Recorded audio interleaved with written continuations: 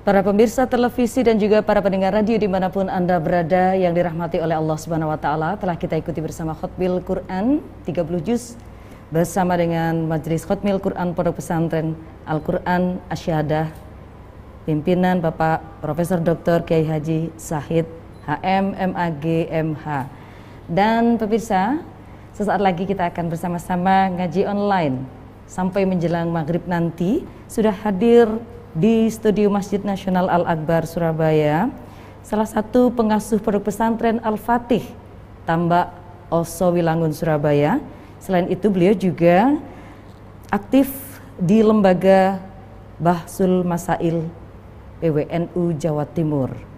Hadir Al-Mukarram Bapak Kiai Haji Ahmad Asyar Sofwan. Assalamualaikum Yai. Waalaikumsalam warahmatullahi. Terima kasih sudah hadir di studio, dan pada kesempatan kali ini tema kita adalah zakat fitrah mudah, sah dan berkah. Terima kasih. Dan pemirsa, ini pas sekali di mana kita pada bulan suci Ramadan ini harus menyiapkan diri baik lahir maupun batin terkait dengan mensucikan diri. Salah satunya dengan berzakat fitrah. Kita segera ikuti ngaji online bersama Al-Mukarram Bapak Kiai Haji Ahmad Asyar Sofwan. Selamat mengikuti.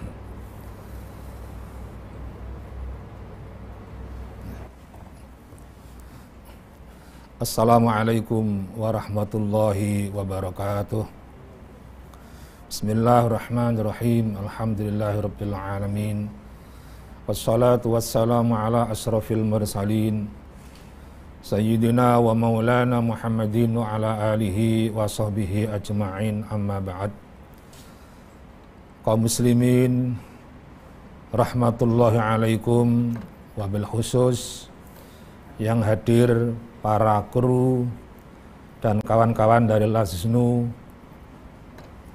juga para pemirsa televisi dan pendengar radio di seluruh Jawa Timur khususnya. Pada sore hari ini kita akan bahas tentang zakat fitrah dengan tema zakat fitrah mudah, sah dan berkah. Para pemirsa, para hadirin, para pendengar, zakat fitrah sudah tidak asing bagi kita, tetapi karena setiap tahun kita mesti zakat fitrah, maka tentu ada hal-hal yang perlu kita telaah, kita evaluasi, sehingga semakin tahun semakin berkualitas dalam aspek tata caranya, kemudian prakteknya, sekaligus keikhlasannya. Dalam hal ini insya Allah akan kita bahas dalam dua segmen nanti. Yang pertama adalah zakat fitrah itu zakat badan, zakat jiwa. Sehingga dengan zakat insya Allah jiwanya bersih, amalnya adalah semakin berkah, semakin meningkat. Karena az-zakah adalah maknanya bisa bersih, bisa pula adalah mengembang atau semakin mengembang. Itulah dari makna lugawinya, makna secara bahasanya. Kemudian zakatnya adalah hukumnya wajib. Kemudian salah satu dari dasarnya adalah hadis farada Rasulullah sallallahu alaihi wasallam zakatal fitri so'an min tamrin aw so'an min sya'irin al abdi wal hurri wal dzakari wal unsa was saghiri wal kabir minal muslimin. Rasulullah mewajibkan zakat fitri 1 so' dari tamar kurma yang sudah kering, kemudian syair biji gandum. Ini berlaku pada hamba sahaya, orang merdeka, laki, perempuan, dewasa, anak-anak dari kaum muslimin. Wa amara biha an tu'adda qabla khurujin nas minas ila shalah. Dan beliau perintahkan zakat ini supaya ditunaikan sebelum mereka berangkat menuju salat Idul Fitri. Ini satu di antara dasar zakat fitrah. Selanjutnya, di dalam beragama kita agar tidak menyimpang dari syarak yang sudah dijelaskan oleh Rasulullah, maka kaum atau ahli sunnah wal jamaah ini mengikuti madhab satu di antara 4 madhab. Oleh karena itu, bermadhab adalah keniscayaan dalam beragama. Kalau tidak, kita yang bodoh seperti ini nggak mungkin langsung kita menggali kepada hadis, kepada Al-Quran, melainkan lewat para ulama, para mujtahid yang kemudian kita bisa mengikuti secara benar.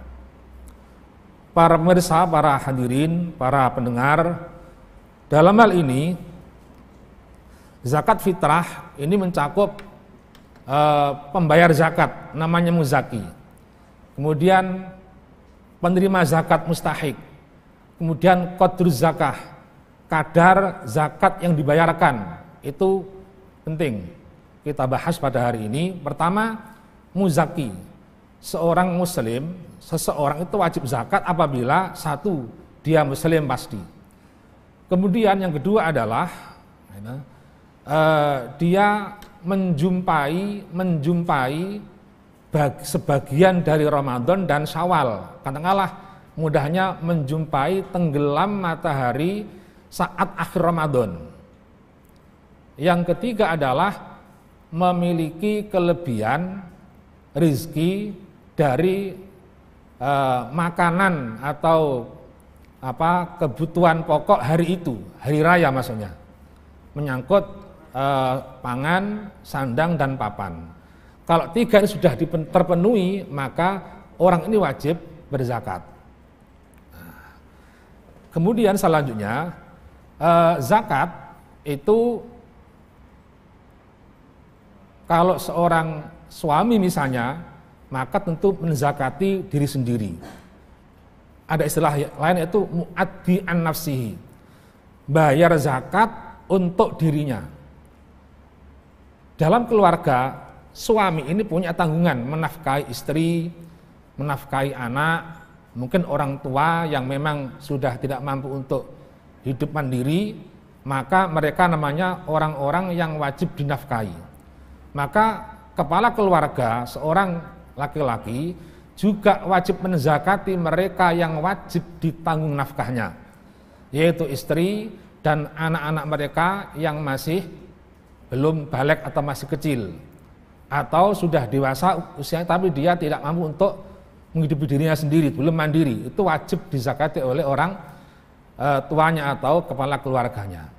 Oleh karena itu, maka ada istilah muaddi, ada muadda anhu, ada membayar zakat untuk dirinya sendiri, kemudian ada untuk orang lain. Siapa maksudnya? Adalah keluarga tadi itu.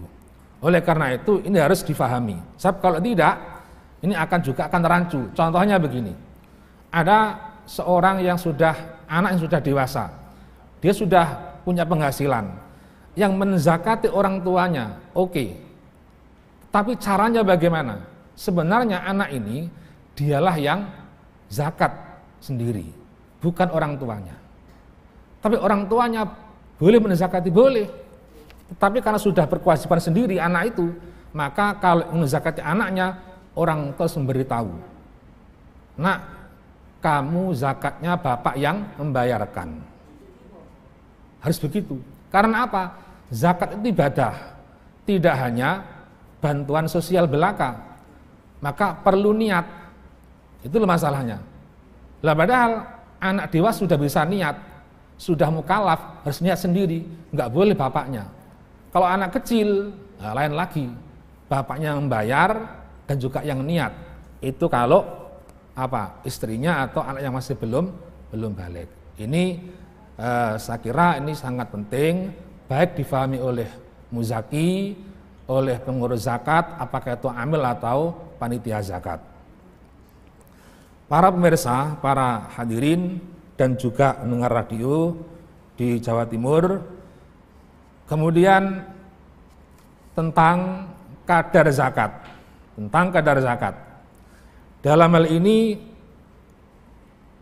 4 mazhab, Hanafi, Maliki, Syafi'i, dan Hambali, mengenai zakat itu harus berupa apa.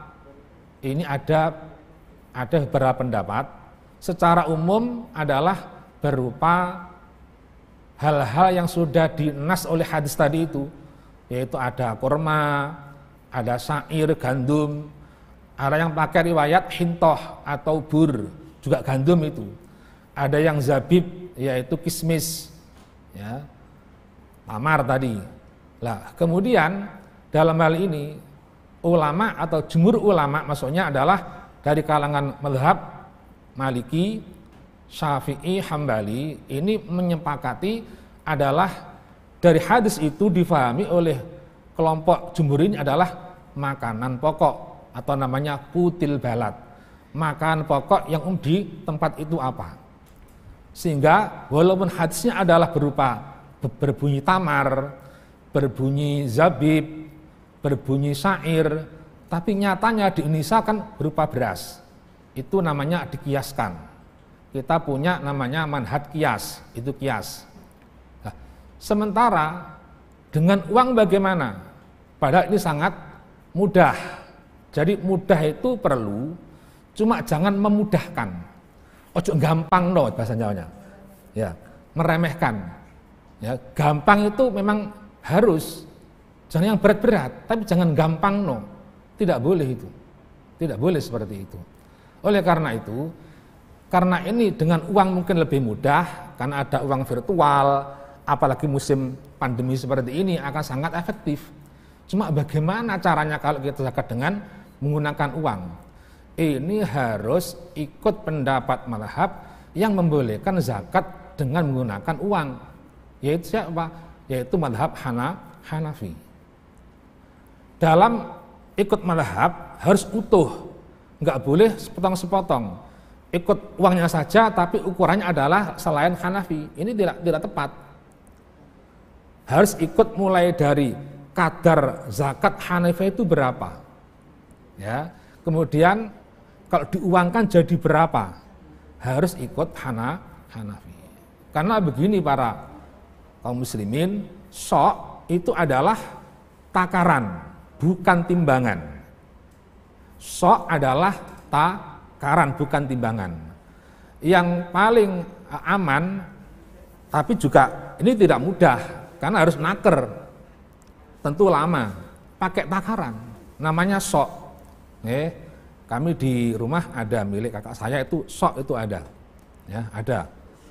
Setiap saya zakat pasti pakai sok.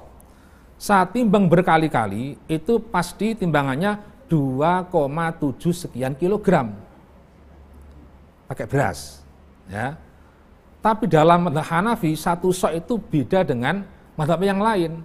Dalam mazhab Hanafi ada beberapa pendapat. Satu sok, ya, ada yang menghitung adalah 3,261,5 gram. Kalau kita bulatkan ya 3,3 kilogram. Kemudian ada yang menghitung, yaitu Syekh Wahab Az-Zuhaili yang pernah berkunjung di masjid ini, adalah 3,8 kilogram. Kemudian ada ulama lain juga Hanafiyah yang menghitung sampai 4,3 kilogram. Sementara Syekh Ali Jum'ah, seorang ulama kontemporer yang masih sugeng hari ini, masih hidup, adalah mengatakan 3,25 kilogram. Lah, dalam hal ini, asal di antara pendapat ini, apa yang 3,25, apa 3,8 kilogram, apa yang 4,3, ini berarti sudah sesuai dengan mazhab Hanafi. Nah, cuman kalau ikut Hanafi, ya, yang dikonversi dari barang ke uang itu harus yang mangsus fil hadis, harus yang ada dalam hadis, yaitu apa? Gandum tadi, kurma, kemudian kismis, kemudian ada lagi yaitu adalah akid, tapi ini kayaknya nggak berlaku. Akid itu keju, ya. Jadi kurma, kismis, kemudian bur atau hintoh, yaitu gandum. Harus pakai kimahnya atau nilainya 3 benda ini. Nggak boleh pakai nilainya 1 sok beras, tapi 1 sok kurma, 1 sok kismis, atau 1 sok gandum. Nah, untuk gandum itu ada atau boleh setengah sok. Boleh. Karena apa? Karena ada hadis yang juga dipakai oleh kalangan Hanafiyah begini, qala Rasulullah sallallahu alaihi wasallam, addu an kulli hurrin wa 'abdin saghirin aw kabirin nisfa sa'in min burrin aw sa'an min tamrin aw sa'an min sya'irin. Jadi dari kalangan Hanafiyah, kalau mau uang ini dari nas hadis langsung diuangkan, nggak pakai kias, gitu loh. Jadi kalau selain Hanafiyah dari tamar kemudian jadi beras itu namanya kias, karena difahami itu mengapa kok tamar, karena itu makanan pokok, maka ada kesamaan sama-sama makanan pokok antara beras dengan tamar ketika itu atau zabib. Nah, dari Hanafiyah apa alasannya? Karena pada hari itu hari raya jangan sampai ada fuqara masakin yang tidak punya uang, yang tidak terpenuhi kebutuhannya. Lah, uang adalah paling mudah untuk digunakan. Untuk beli beras bisa, beli pakaian bisa, beli lauk juga bisa. Kalau beras, ya hanya beras.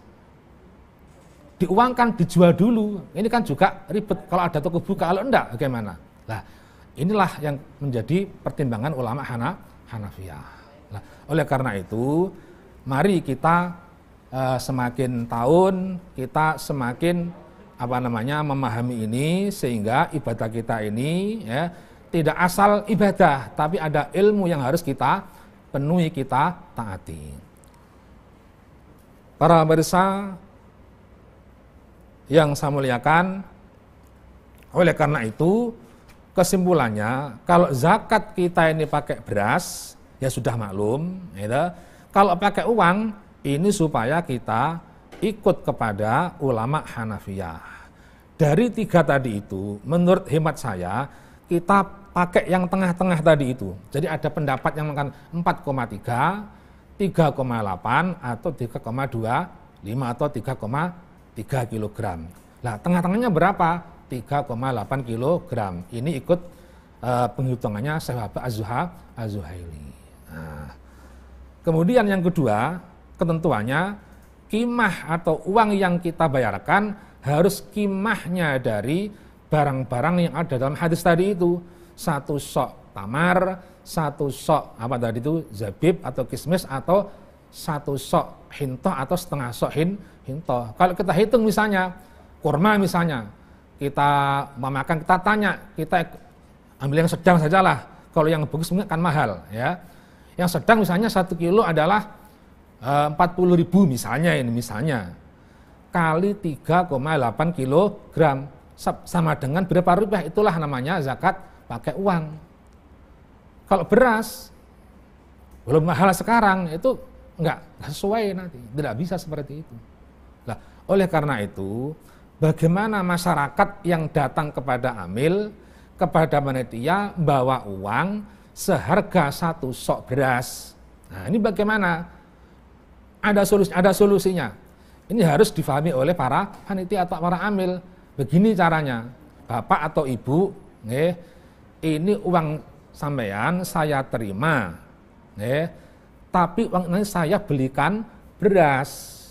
Nah, gitu. Jadi kita terus sebagai apa? Wakalah atau taukil. Taukil pada panitia supaya uang ini untuk beli beras, berasnya untuk zakat, tetap pakai beras namanya itu. Nah, karena itu biar praktis, mungkin panitia menyediakan paket-paket beras sampai 100 paket, berapalah kira-kira, sehingga semakin mudah dan juga cepat, tapi benar, tidak gampang, tetapi adalah gampang, sah, dan juga benar. Kira-kira seperti itu. Mungkin ada yang bertanya? Nih. Terus, nih. Terima kasih. Selanjutnya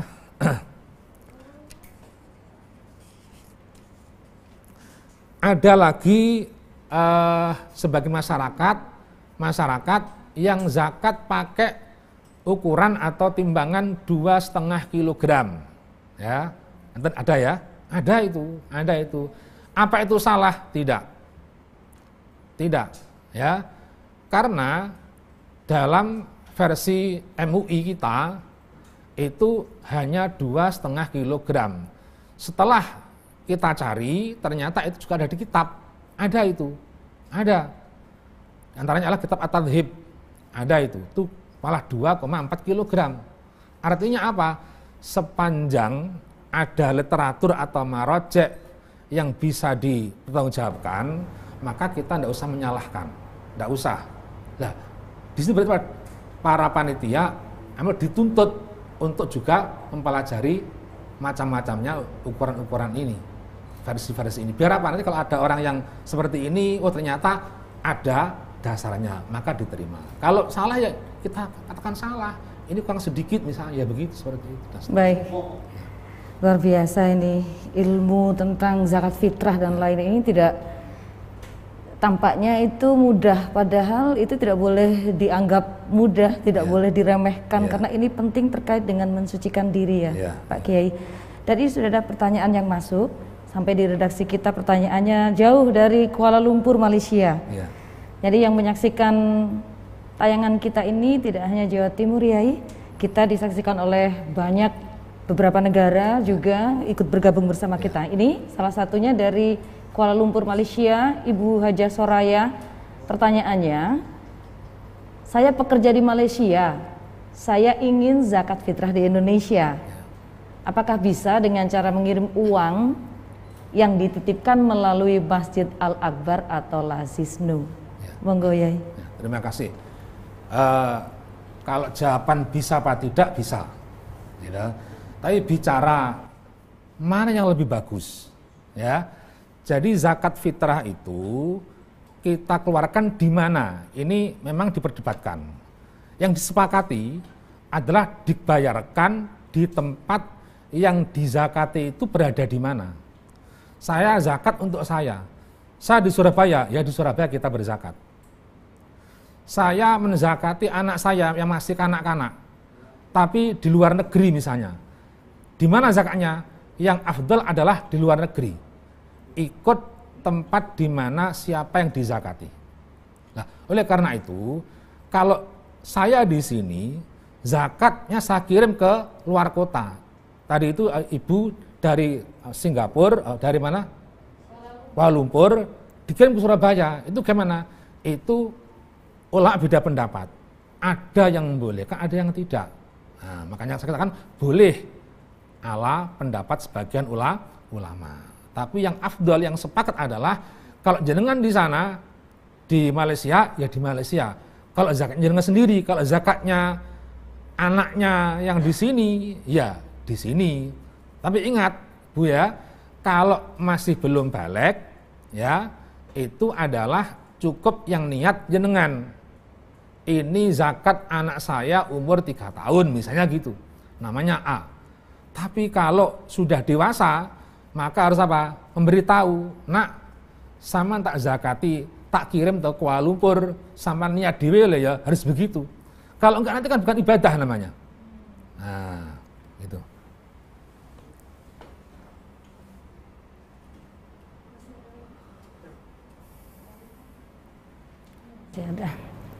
Masih ada lagi pertanyaannya, ini dari Bekasi, ya. Pak Yai. Pertanyaannya, di tengah masa pandemi seperti sekarang ini, apakah saya wajib berzakat sedangkan saya di PHK? Ya. Ya. Monggo. Terima kasih. Jadi patokan atau syarat di antara 3 tadi itu adalah harus punya kelebihan yang sudah di atas kebutuhan pokoknya terkait dengan makan, tempat tinggal, dan sandang pada hari itu, pada hari raya. Ya. Soal apakah seseorang itu kena PHK atau tidak, gitu, kalau masih punya kelebihan dari kebutuhan pokok di hari itu, tiga kelompok ini, sandang, pangan, papan, maka kena zakat fitrah. Ya. Walaupun tidak PHK, tapi dia tidak punya kelebihan dari 3 hal ini, ya tidak kena zakat. Nah, mungkin saja kalau zakat 1 orang sah saja ini cukup. Kalau 2 orang sama istri sama anak 5 orang ini nggak cukup, gimana? Ya sebagian saja yang dizakati. Siapa? Dirinya sendiri dulu. Istrinya tidak usah. Bagaimana ini? Tidak wajib. Tidak wajib, karena tidak punya kelebihan. Oleh karena itu, gitu, saya khawatir kalau nanti alasnya PHK, saya khawatir ada pekerja, ada karyawan, gitu, di PHK dia sudah bekerja 5 tahun, celengannya sudah banyak, gitu, tabungannya ini, cuma di PHK, tidak punya penghasilan hari ini, ya tidak kena zakat, ya tidak boleh seperti itu. Jadi ukurannya bukan apa, bukan PHK, tapi dia punya enggak kelebihan. Nah, seperti itu. Terima kasih. Masih ada lagi.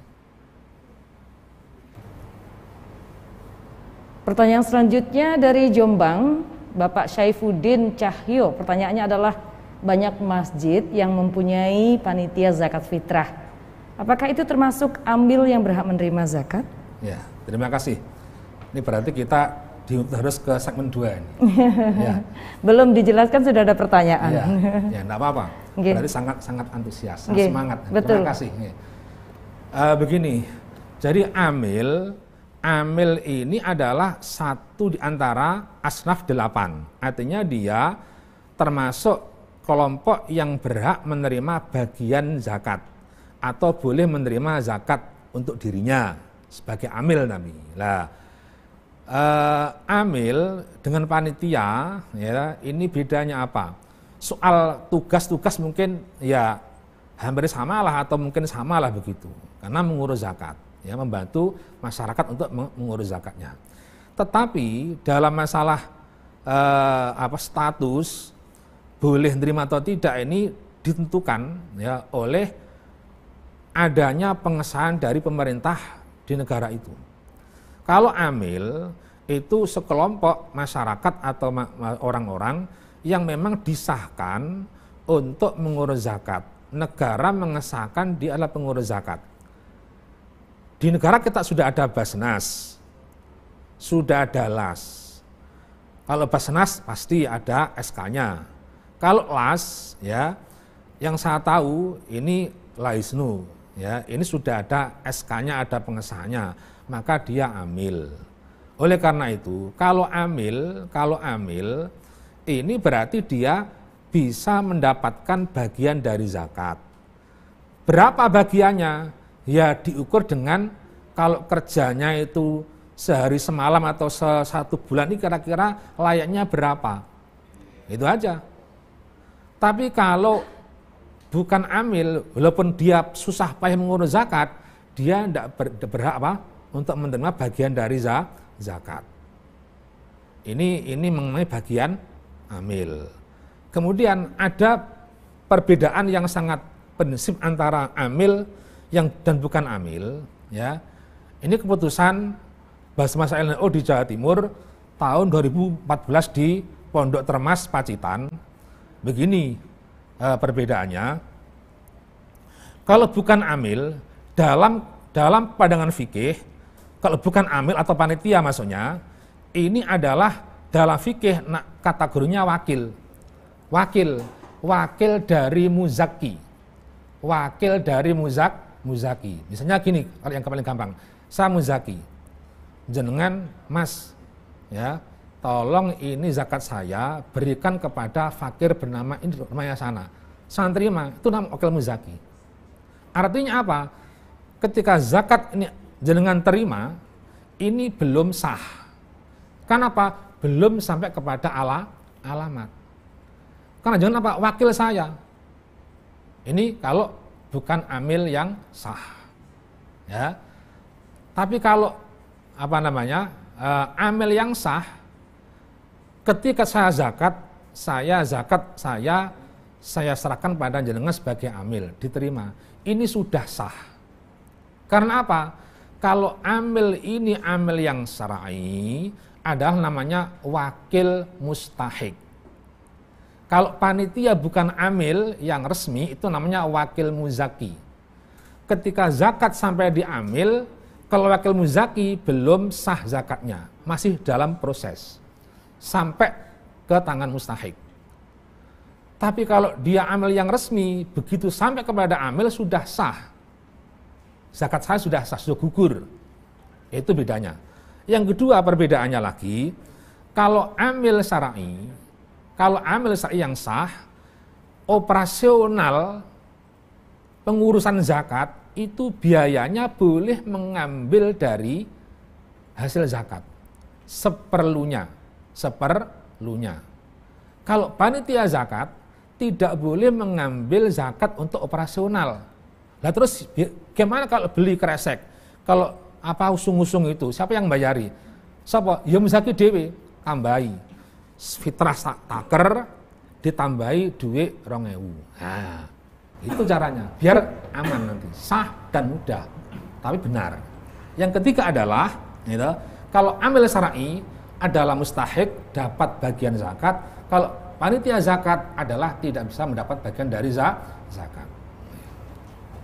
Kiai, misalkan panitia zakatnya itu dari golongan orang-orang yang mampu, kemudian dan tidak diberi atau haknya tidak diberikan.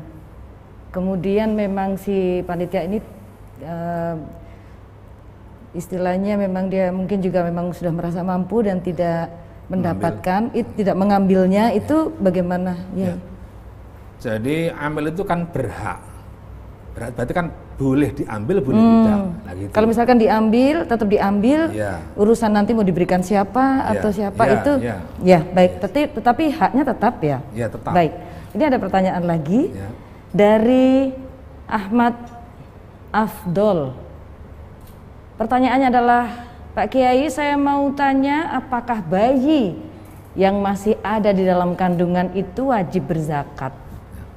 Ya. Monggo. Terima kasih.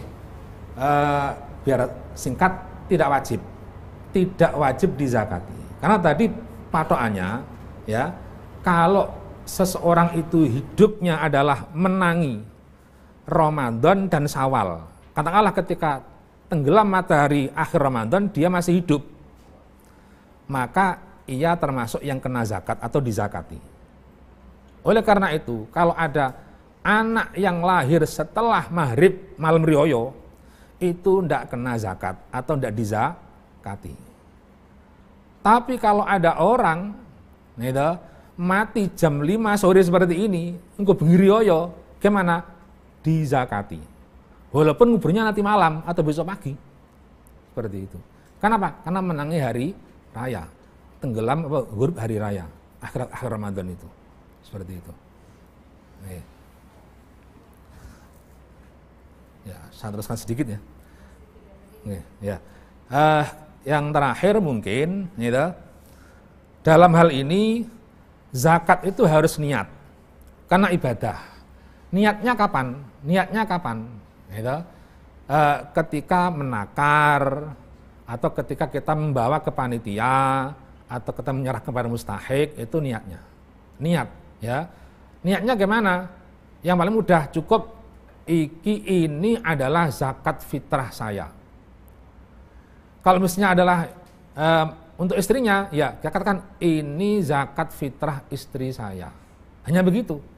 Yang penting ada apa? Ada suara hati yang mengkhususkan ini barang adalah barang zakat. Itu aja yang penting. Karena itu panitia atau amil harus tanya dulu, untuk membimbing. Pak, jangan punya niat apa dereng. Lah gitu. Loh, niatnya gimana? Lah, kita kesempatan untuk membimbing. Ada edukasi di sini. Sangat bagus seperti itu. Barangkali lupa. Yang kedua adalah jangan sampai zakat itu diberikan kepada yang bukan berhak. Ya, maka harus seorang amil harus meneliti siapa yang berhak, mana yang bukan. Nah, kalau nanti salah penerima, ya tentu tidak sah. Tidak sah. Termasuk di sini adalah jangan sampai zakat disamakan dengan santunan sosial. sehingga siapapun bisa menerima. Mohon maaf, zakat tidak bisa diberikan kepada non-muslim, tidak bisa. Kalau infak, bantuan, ya kemanusiaan, tidak apa-apa. Bahkan wajib itu, walaupun non-muslim, karena membutuhkan, karena masalah nyawa, masalah hidup. Zakat adalah tidak hanya itu, ibadah yang berdimensi sosial, maka harus ada aturan yang khusus di sini. Oleh karena itulah para pengurus zakat, itu, saya hanya menyampaikan begini, jangan sampai ya mengurus zakat tapi tidak mengerti hukum-hukum zakat. Kedua adalah itu, jangan disamakan dengan bantuan sosial biasa. Tetapi apa? Adalah itu ibadah. Maka harus ada upaya untuk menyempurnakan muzaki atau mustahik bisa menerima itu yang baik atau yang betul yang bagaimana. Ya. Ini sudah hampir maghrib. Terima kasih. Mudah-mudahan sedikit ini bisa difahami dan tentu ini banyak hal yang belum tercover. Maka tentunya para amil terutama harus juga mutolaah. Ya paling enggak punya kawan atau teman di daerahnya yang bisa membimbing supaya zakatnya adalah sesuai dengan aturan yang seharusnya.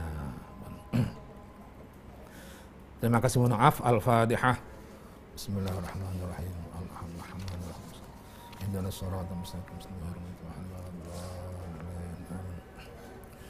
Bismillahirrahmanirrahim. Alhamdulillahirabbil alamin. Hamdan yuafi ni'amahu wa yukafi mazidah. Ya Rabbana lakal hamdu kama yanbaghi li jalali wajhika wa 'azimi sultanik. Allahumma shalli ala sayyidina Muhammad al-Fatih lima ughliqa wal khatim lima sabaq. Nasil haqqi bil haqqi wal hadi ila siratikal mustaqim wa ala alihi al-'azim. Rabbana dhalamna anfusana wa illam taghfir lana wa tarhamna. Rabbana la tuzigh qulubana ba'da idh hadaytana. Allahumma ya Allah thabbitna ala nahjil istiqamah wa a'idna fid dunya min mujibatin nadamati yawmil qiyamah. Allahumma khafif 'anna thiqal al-awzar wa rizqna. Allahumma ya Allah idfa' 'anna al-waba wal bala wal wala min baladina insiya khasah. Rabbana atina fid dunya hasanatan wa fil akhirati hasanatan. Alhamdulillahirabbil alamin. Assalamualaikum warahmatullahi wabarakatuh. Waalaikumsalam warahmatullahi wabarakatuh. Pemirsa dan juga para pendengar radio dimanapun Anda berada yang dirahmati oleh Allah Subhanahu Wa Taala, telah kita ikuti bersama ngaji online bersama Al-Mukarram Bapak Kiai Haji Ahmad Asyar Sofwan. Banyak hal yang telah beliau jelaskan, tapi belum terperinci dan masih banyak lagi tentunya Pak Yai, dan antusias sekali tadi para pendengar dan juga para pemirsa, banyak pertanyaan-pertanyaan yang masuk dan masih belum terjawab. Mestinya mudah-mudahan lain kali ada kesempatan lagi untuk bisa bertemu. Kami ucapkan terima kasih sudah hadir di studio kami, mudah-mudahan sehat selalu, dan sahabat-sahabat dari Lazisnu terima kasih, dan para pemirsa televisi dan juga para pendengar radio dimanapun Anda berada. Dengan demikian berakhir sudah program Ngabuburit pada kesempatan kali ini. Kita insya Allah besok berjumpa lagi dalam tema yang berbeda. Mudah-mudahan kita selalu sehat dan semakin bersemangat untuk menyambut akhir-akhir bulan Ramadan ini. Saya Cita Helmi undur diri. Wallahul muwaffiq ila aqwamit thoriq. Assalamualaikum warahmatullahi wabarakatuh. Waalaikumsalam warahmatullahi wabarakatuh.